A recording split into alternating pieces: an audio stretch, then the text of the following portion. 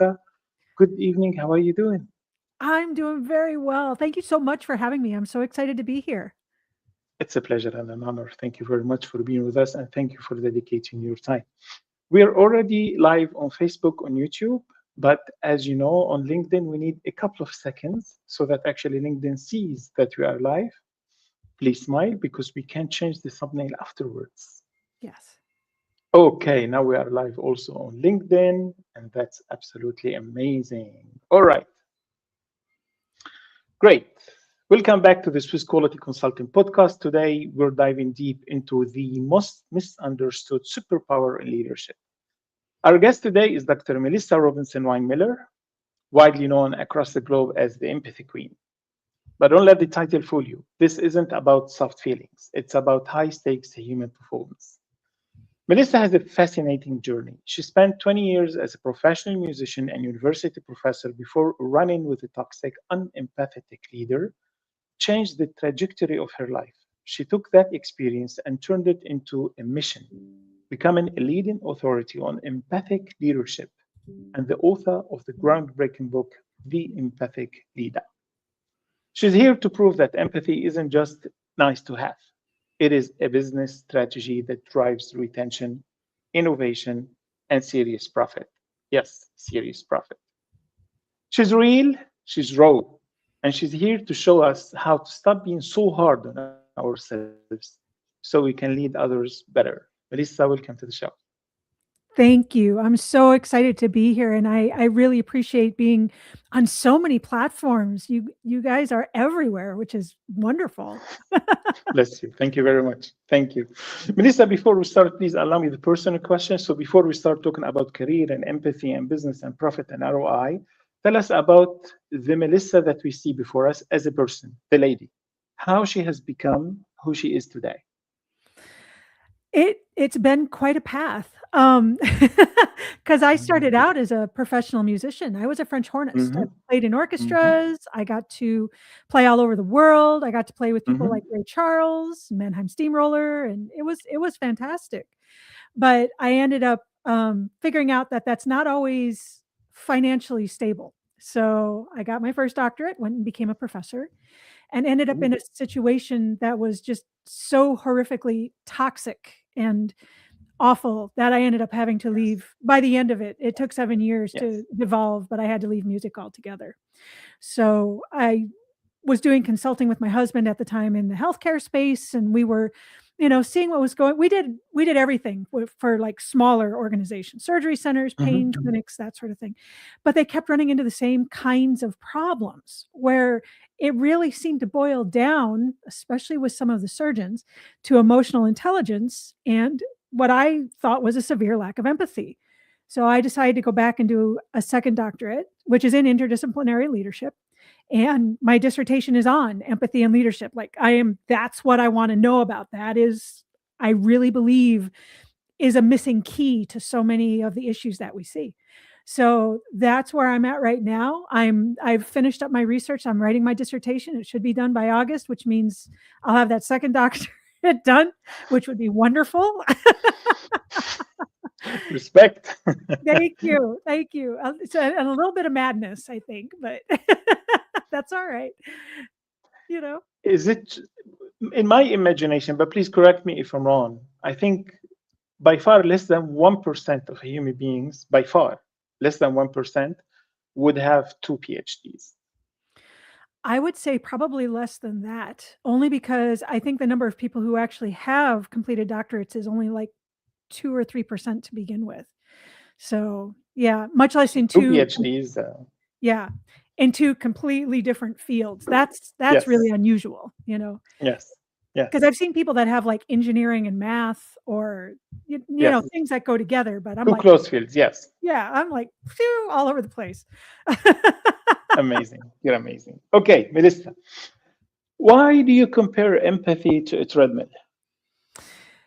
Because it isn't about having them, it's about using them. So, like, if you Explain. have a treadmill, right? It's great if you have a treadmill. A lot of people get them around the holidays, and they end up just leaving it sit there. They hang their clothes on them. They sit in the bedroom. Exactly. They don't do anything Exactly. with them. So that's wonderful that you have it, but if you don't use it, you're not going to get beneficial outcomes from it. You're not going to do better for your health. You're not going to lose the weight. You're not going to do the things your body needs. Empathy is the same. A lot of people have it. I mean, biologically, we are, most of us, wired to have empathy, but people don't know how to use it as a strategic skill. Yes. Yes. So that's why the two are so similar. I absolutely confirm. And frankly, this is not only about empathy or the treadmill. It's a lot of things that I see around me. Yeah. It's every single woman out there and every single guy out there who sign up for the gym and they pay $60, $70, $100 every single month to the gym. And frankly, they never, literally never go there, but simply because of the psychology behind. So I can only back up actually and provide empirical data to your research. Yes, absolutely. Yeah. And you're right. I mean, gyms are some of the best businesses you can own as far as, the ROI, because people pay for it and then don't use it at all. And you have it coming Exactly. in month after month after month. So Exactly. yeah, it's right up there with the Exactly. warehouse. Absolutely. I think, frankly, in my personal experience, healthy food, like salads, for example, is the next best example. Like all of the people that I have known in my life who buy great healthy food, put it in the fridge, never eat it Yes. till it goes bad and they throw it away and they buy another. Yeah, absolutely. The other comparison that I'll use is it's like having a Ferrari. If you have this Ferrari and it sits in the garage and all you do is cover it up with a tarp and wipe it down with a soft cloth, that Ferrari Yes. is not doing anything and you're not actually able to use it. But if you get that Ferrari out on the road and you run it and then you're able to actually use it, now you're using this machine the way it's meant to be used. And you can even bring someone along for the ride. So now you have a passenger with you who also gets to experience this Ferrari. Yes. Empathy Yes. is a lot like that.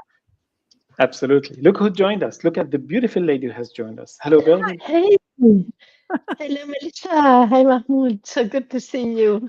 It's really amazing to have you. I honestly didn't think you would make it today, but I'm so lucky today and I'm so blessed to have you with us here. Actually, I will not make it, and I'm so sorry for this, but I couldn't help myself. I really wanted to jump in to say hello Of course, who would to miss you Melissa? guys. Right, who would miss Melissa? It's so much looking forward to it. So I count on your empathy that you forgive me. But I got an urgent request of a meeting for tonight. So I thought I would just stay a few minutes with you, say hello, and hope for a next time. Yeah. Well, it's fantastic to see you. It's all good. How are you, No, Melissa? but You Melissa were was telling already. us about her. Sorry, forgive me. Go ahead. No, go ahead, go ahead. Melissa was telling us actually about her passion, about two PhDs that she has done. So one that is completed and the Oh, second that she is doing right now. Yeah. And I was absolutely mesmerized and amazed. Like, what? yes. Two PhDs? Who would do that? And in two completely different fields, in two completely separate fields. Tell me, in which fields are you doing your PhD? So the one that's completed is Doctorate of Musical Arts. So it's French horn specifically, but it covers Oh, education and conducting and all of that. Yeah. And amazing. the one I'm doing now is in interdisciplinary leadership, and my dissertation's on leadership and empathy. Oh, I love that. I love that. Fantastic. That's amazing. Amazing. Maybe Berbel, you should share a few of your books in leadership with Dr. Melissa, see what she thinks of those. Oh, Yeah. yeah, that would be a big pleasure if you could have a look into this. I'm Absolutely. actually working on a new one on a deep dive into resilience. Ooh, Yeah. This is yeah. something that occupies me a lot at the moment. Yes, I would love to share this with you. Oh, it would be my honor. That would be fantastic. Yeah. Great, Melissa. Where are you, Melissa? Where are you based? I am currently living in Oklahoma, but I've spent most of my life on either coast. So Okay. it's pretty landlocked for me right now. Yes. It's a change, I can imagine. Yes. It's very nice. It's a great place. I'm just not used to it. You will get there. Yes. Berbel, if you don't have a lot of time and you won't be able to stay with us for the whole podcast, then I would definitely give you a priority now if you have any questions that you would like to ask. Or if there is anything you would like to share with Melissa? To be honest, as I just jumped out of a meeting and will jump into another one in 5 minutes, I'm just happy that you guys go on, and I will contribute a bit and come up with questions. Please go on, Mark. I interrupted your discussion. No, that's fine. Let me just tell you actually what we just discussed before you joined. So I asked Melissa actually, why does she compare empathy to a treadmill? You know, the treadmill is the thing you run on at home. And of course, which is something that we have all seen, right? A lot of people that we have seen, they buy a treadmill, they leave it somewhere in their garage and they never use it. Yeah. This is exactly what Melissa has explained, saying that actually it's of no use. It won't help you anymore. And of course, I reply to this by saying also like healthy food. A lot of people buy healthy food, like great quinoa stuff, for example. They put them in the fridge simply because it makes them feel good. Like, I'm buying good stuff, I'm buying great stuff. But then actually they don't consume those. You see them more like towards the chocolate and the Coke and everything that they shouldn't be eating. Yeah. And this is something you would relate to, Pearl. This is something that you have seen from your coaches. This is something that you have seen in your coaching, in your leadership, right? Oh, yeah. Absolutely. Who did you ask to, Mark? Sorry. Both of you. I'm more than happy to listen to both of you. Yes. Go ahead, Melissa. Go ahead. Well, actually, please, because I know that you're in a time crunch, so I'd love to hear what you have to say, and then I'll jump in. That's fine. This is absolutely true, and we all have been there, I think, and we all have seen this. By the way, I have 2 colleagues who have a treadmill under their desk now, so they walk the whole time while working. It's very funny to have meetings with them, so they're all the so this is my time. But my point is, I think it's so crucial that you really think of, what do I really want to achieve and why? We have all these big ideas of healthy food and treadmill, and we all know those, yeah? But if you do not really look behind, what is your real goal? Why do you want to go there? How do you visualize this? And what is the tiny, tiny first step on the treadmill? We always fall apart with our goals and our big, then it's more dreams and big ideas, but not really something concrete I want to work on. Yes. You know, I'm currently learning a new language, and I force myself, and I share with you, not every day I'm enjoying it, but I force myself to do at least 10 minutes per day without excuses on every day. So this is doable, 10 minutes. If it wasn't, then I would reduce it to 5, or I would reduce it to 3. But, you know, to stick to something, even if it's very, very small. But I would love to understand what the comparison is, or what the image is in the empathy content. What is the treadmill in the empathy?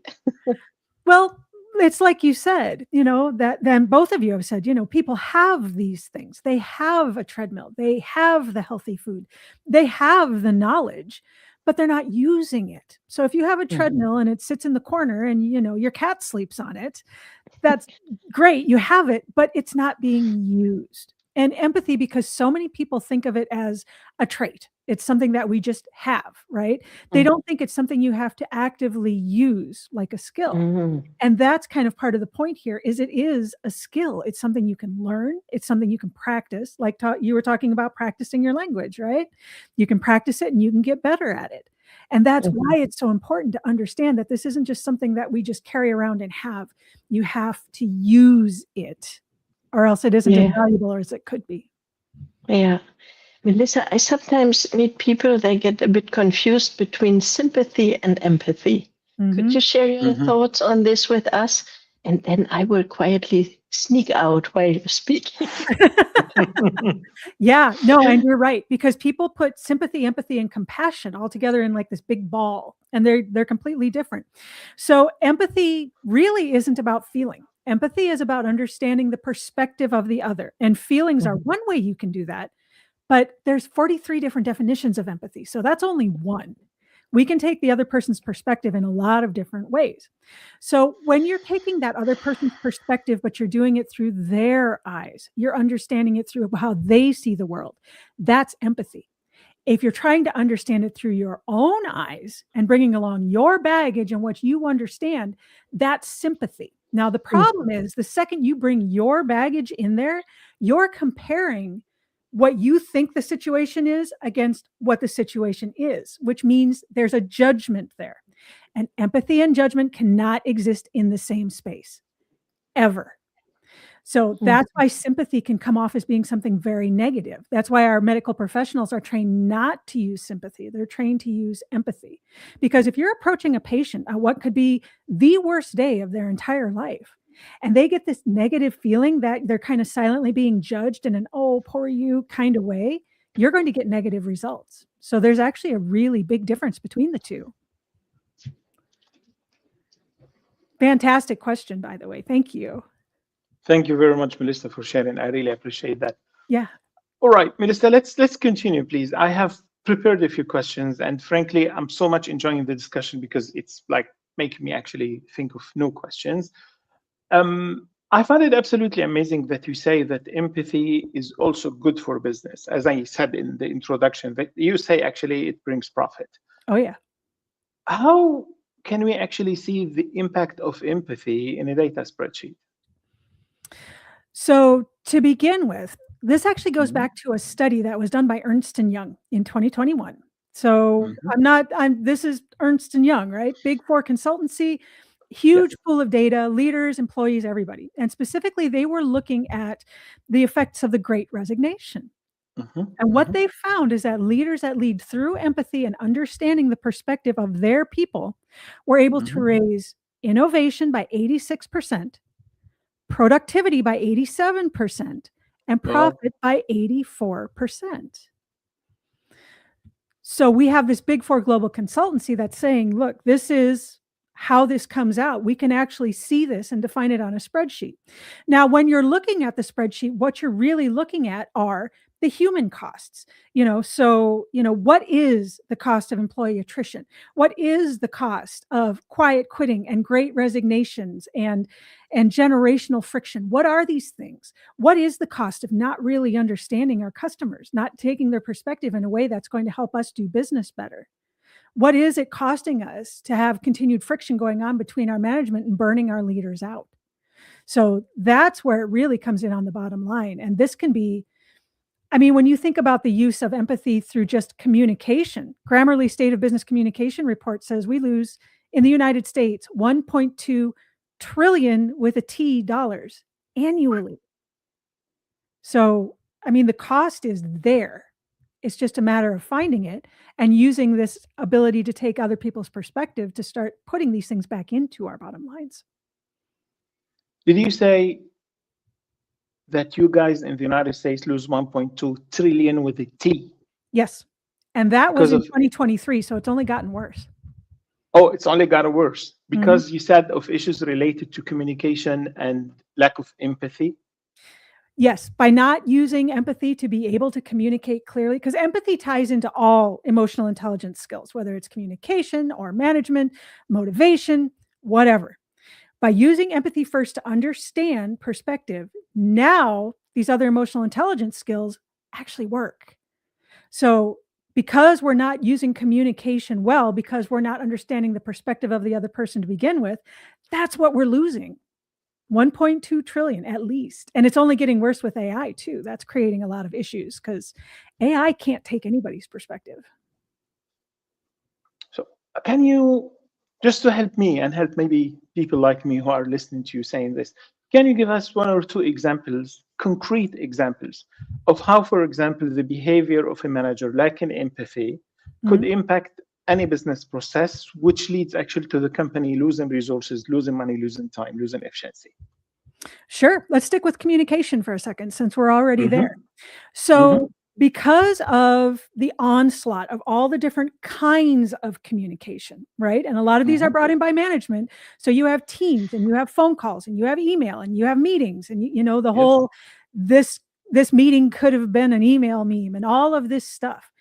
We figure, or that report figures, that we lose about 7.35 hours of work per week per employee, to the point that this has been called the unofficial 4-day work week. Now, exactly, because when you said 7 hours, I thought that's almost a full day. Yes. Yeah. It means that you would come in the morning long enough to get a cup of coffee and then leave. Wow. Yeah. So if your managers are taking the perspective of their people and saying, look, this is too much. We can't have all of this communication, especially when a lot of it isn't working. And the more you add in, the worse it gets, because people are spending so much time jumping between all these different means of communication, and communication isn't happening well. So if these managers take these people's position and their perspective and say, look, we can cut back on the meetings.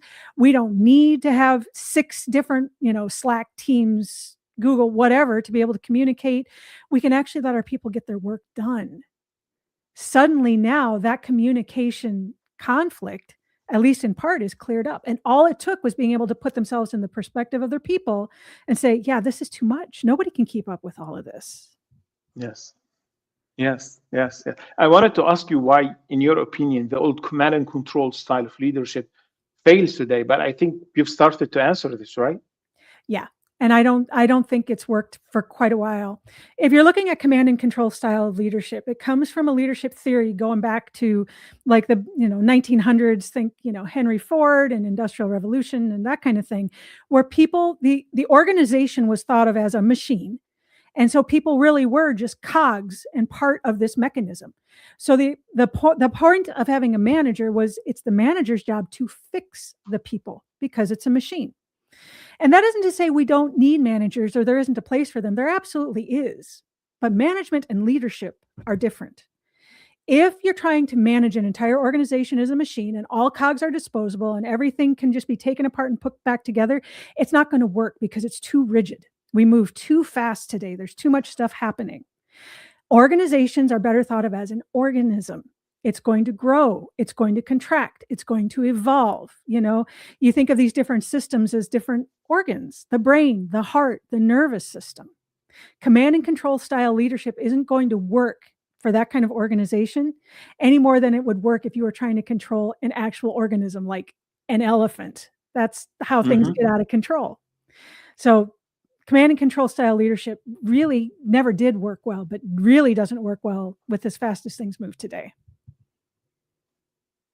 Wow.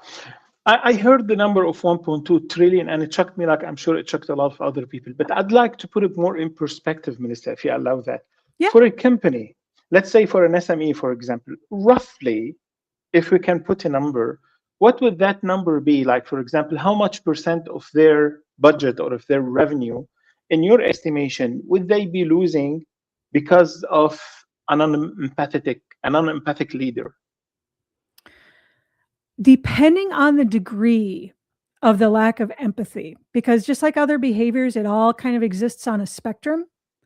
I would say that, especially when you consider things like employee attrition, right? When you lose an employee, it takes 90 to 200% of their salary or wages to replace them. So if you have a revolving door of employees, you can imagine that could hit your bottom line in 40 to 50%, depending on the amount of employees, depending on how frequent it is, depending on how much training you have to do, how technical the position is, and then you start compounding this with, the bad communication, with having employee burnout, with having generational friction. I would think for a small business, financially, it could be devastating. This is really very, very deep. I mean, it goes very, very far. Yeah. Indeed, when we started this discussion, I was more thinking, like, exactly as you mentioned, about unhappy employees who could be leaving because of the unempathic style of the leader. But now, indeed, I'm thinking of all of what you might call the invisible cost of this style and this lack of empathy. And exactly as you mentioned, everything that could be related to this. Yeah. Well, when you figure that all organizations are made of people, one way or the other, it doesn't matter how much AI is there. It doesn't matter how much data is there. It does somewhere, whether it's your customers or your employees or your board of directors, you're dealing with people. And what we're talking about is the grief that makes human to human connection happen. So there's just no getting around it. And, some stuff, some people believe that more of it anyway is always better. More of it is always a good idea. Can a leader, in your opinion, be too empathic, like in high pressure business, for example, in high pressure situation? I don't think you can have too much of it, but I think you have to be careful what kind of empathy you use. And we have to be very clear on the definition, because I've worked with leaders where they thought it was all feeling. And if you're going to approach your employees, with your heart right out there, that's when you're going to start suffering with empathy fatigue and burnout. And leaders already burn out at around like 35%, I think.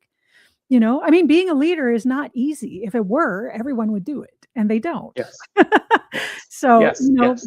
they need our support too. But if you're Absolutely. approaching it that way, that's what we call emotional empathy.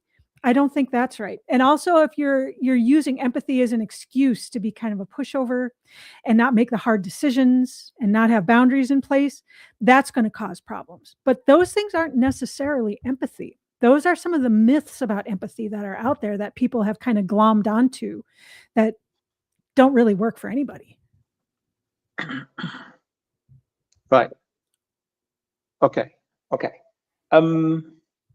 Then, in your opinion, how does empathy help a leader keep his best employees from leaving? How could a leader use empathy actually to reduce the turnover? Well, let's start with employee satisfaction. That's a big one, right? I have a director that recently was in a position where he walked in and employee satisfaction was like 70%. And it was because these employees weren't feeling heard. They weren't feeling understood. And they were just kind of feeling like, oh, well, if I'm just a cog in a machine, then you're getting the minimum. I will do my job and absolutely no more. So we decided what he needed to do was actually be around his employees. They needed to see him. They needed to know him. They needed to trust him. Now, he's a leader. He doesn't have time to go and socialize all day long. Nobody does. So it was like, you take 20 minutes a day. You get up from your computer, which means you're going to be doing yourself some good. I want you to go and see your employees, make yourself known, and go back. I want them being seen. I want them to trust you. I want them to understand that you see them as human beings and you're taking their perspective, by being there in the core, what's actually going on, what's happening with these efficiencies, our CT machine is down again. What do we do with that? Now, our night tech that was supposed to be here wasn't here. We have this traveler that isn't here. What's it like actually living your life? Well, within 30 days, he had people approaching him with ways to clean up inefficiencies that had buggered that department for years. And the thing is it was quick. It seems quick on the outside, but these employees had been living it for 7 to 10 years. They knew where the inefficiencies were. They knew where the issues were. They just had never had a leader that they trusted enough to go to and say, look, this is what we can do with this. Or when they did bring it up, they were kind of ignored. So they started being able to put some of these ideas in place. So that's innovation, right? They're changing what they're doing to make it better for everybody. As the innovation went up, the productivity went up because people actually felt like they were part of the team. They felt like what they had to say, people were listening. Because of that, employee engagement went up to the low 90s in like a quarter. It didn't take that long. Change to actually integrate change takes longer than that, but you can get a good start in 90 days. And because of that, profit went up as well. Amazing. Melissa, there is a friend of the podcast, Mr. Donald Back, who's making the following comment, saying empathy is foundational for managing knowledge workers. It is paramount for the new emerging category of wisdom workers. Would you like please to comment on this and maybe explain for some of our colleagues the difference between knowledge workers, wisdom workers? Can you read it to me one more time? I want to make sure that Sure. Empathy is foundational for managing knowledge workers. It is paramount for the new emerging category of wisdom workers. Give me a second and I'll put it for you also on the screen. Okay. Yes, because I want to answer this and I want to make sure. Sure. Because I think I know. Donald Back. Yeah. Hi. I think he knows I think I know what he means about the difference between knowledge and wisdom workers, although I'm not 100%. But empathy is absolutely foundational in managing knowledge workers because everything is, all of that intellectual property is all with the worker. Yes. It's not like they're creating widgets and just putting this out there. It is part and parcel of the person. So being able to understand that person and take their perspective is absolutely foundation to being able to manage those workers. Because without understanding their perspective, they're going to keep that knowledge. They're not going to want to share it, or at least not share it completely. And the Yes. new emerging category of wisdom workers, I believe, and correct me if I'm wrong, that what he's talking about are people that are able to integrate all of these different categories with the technology and their ideas. And so it's kind of like being a knowledge worker on Yes. steroids. So Yes. in that case, it's the same idea, because the wisdom lies with the person. Taking the perspective of that person is going to be paramount to getting the best outputs that you want. It's going to be, you're not going to have a way around it. I mean, I don't want to sound too flippant about it, but it's kind of like when you have, an animal, a cat, a dog, a cow, you want to take good care of that animal if you want that Sure. animal to thrive and do well. And at the end of the day, Absolutely. we as humans are very progressed animals, but we're still animals. Yes. you know? Indeed. Melissa, I've seen situations where talking to some managers about empathy and about leadership and about how to manage the team, especially from a HR perspective. Mhm. I remember a few cases where I heard things like, "Come on, you see, I'm nice to the employees, like I'm nice to my team, and I think being nice is enough. I don't need to go into this emotional thingy." Oh, you just hit one of my favorite subjects. Yes, let's talk about nice. So nice is a social lubricant. It's what we do to slide along in society and make ourselves comfortable and make the other person comfortable. Basically, it's a way of avoiding conflict and avoiding discomfort. But nice is not always kind. Kind is when we actually want to do what's best for the other person, for ourselves, for the organization. And the two don't necessarily go together. So let's talk about employee reviews. Because if you're going in, I just worked with someone like this. She would do her Yes. employee reviews, and every time she would give everybody, basically high marks because she was nice. She didn't want to do anything wrong, right? Well, the problem is she was robbing her employees of the opportunity to Yes. grow and do better and to thrive, which means she was Yes. also robbing her organization of that. So what she was doing was very nice. It was nice. It was comfortable, but it wasn't kind at all. Empathy is not always very nice, but it is always kind. Can you, according to you, I'm just trying to make a conclusion of what you said. Can you show empathy and be slightly rough? Yes. I mean, you always want to try to be kind. You don't, if you have empathy for the other person, you're not just going to run over them with hobnailed boots. That's not really taking their perspective. But that doesn't Yes. mean you're just going to roll over and give them whatever they want either. I mean, if you're in a business, you're going to have to let people go. You're going to have to tell people, look, you've got to step this up, or we're going to have to, Exactly. I mean, it's not necessarily somewhere where you just are going to want to be comfortable and make everybody else comfortable. Yes. But Yes. there's a way to do that while keeping their perspective in mind, and a way not to do it.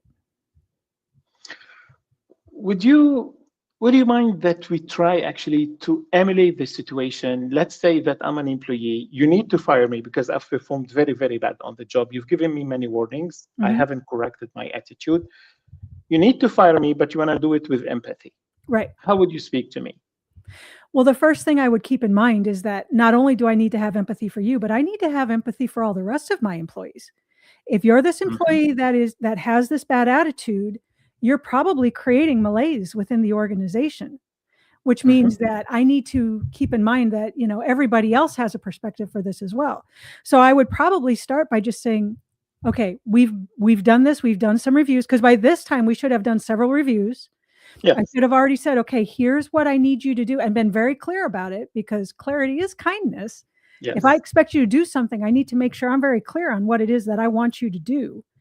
Here's everything I need you to do. You still haven't done it. I would say, okay, so we've done all of this.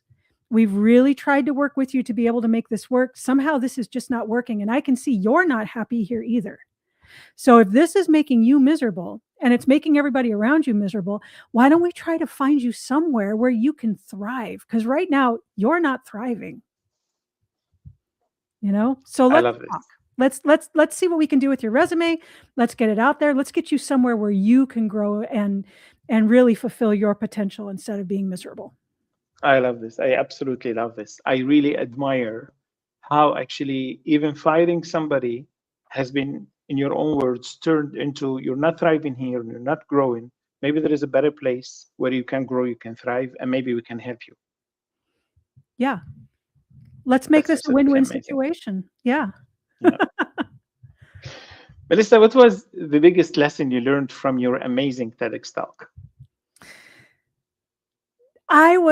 So my TEDx talk really comes down to self-empathy, which is one of those things that we really don't talk about a whole lot. We forget that, empathy has got to start with you. And how can you show it to anybody else if you can't show it to yourself first? And this is especially true for leaders because they're usually very driven, they're very ambitious, they're very high self-actualized, and they put themselves last all the time, which is why we have such a high incidence of burnout and everything else.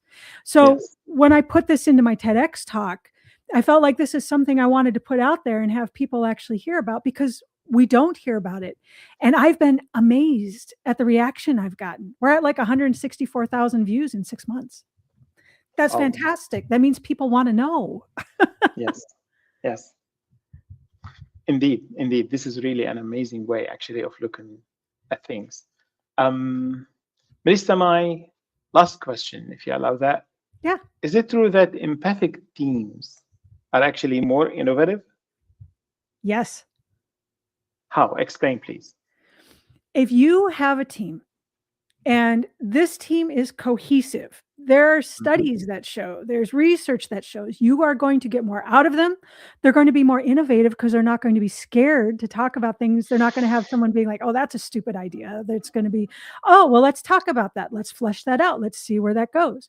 You're not going to have some team members carrying the rest of your team members. You're going to be able to actually get the combined knowledge. There's a book that's called The Diversity Bonus by Scott Page.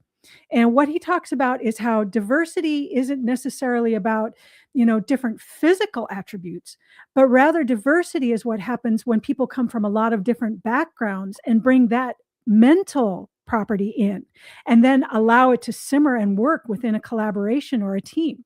So when you have empathy, right, you're understanding the perspective of others, you're going to have greater collaboration, you're going to have greater understanding, and that's going to allow this diversity bonus and the innovation to become heightened. You'll be able to get more out of that team than you would otherwise. Melissa, this was amazing, absolutely amazing. I so much enjoyed this discussion. Thank you very much for your time. On behalf of all of our audience, thank you. And please stay. I would like to have a few words with you offline, but you have the last words. Well, this was fantastic. I really appreciate you having me on. You can tell I'm very passionate about this. So thank you and your audience for letting me talk. Thank you for being here. We really enjoyed that. And thank you everybody for following. Thank you and have a great evening, everybody. Thank you.